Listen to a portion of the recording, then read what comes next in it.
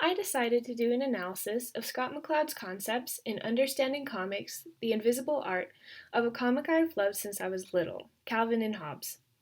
I'll be discussing 3 topics that I found interesting, those being amplification through simplification, silent panels, and transitions that help add to the overall meaning and message of the comic.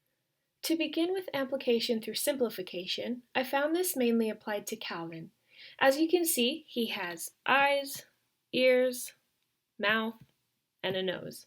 Yet they are very simplified with very little detail. Yet, as being a human and recognizing these human features, we can relate this to ourselves, which also then gives us a certain identity with Calvin, investing us even more into the story. Apart from amplification through simplification, there are many silent panels, or panels that aren't the typical panel because they lack an outline. Here's an example. By having silent panels, that initial flow of the story is interrupted. The way that I saw these panels was a single thought or a point of the story that demanded attention. Once the attention was given, the story could continue. Next, there are the transitions throughout the panels that add flow and movement to the story for readers. I'm going to discuss the 2 most prominent in the comics that I read, those being subject to subject and scene to scene. The transition of subject to subject is an emphasis on the change of subject, yet staying in the same scene. There are many examples of this in Calvin and Hobbes because of the back and forth conversations the two have, as you can see in this comic.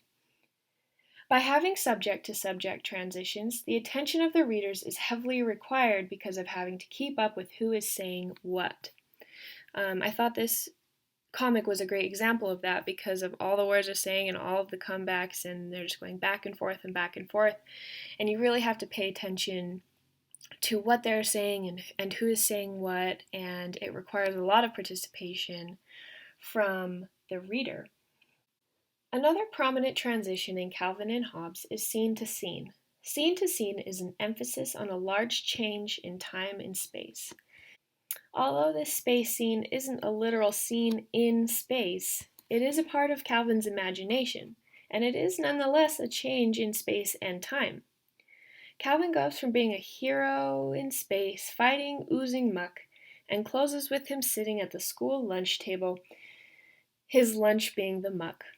By adding this scene to scene into the comic, a comparison is given between space goo and school lunch, adding a humorous and relatable note for readers.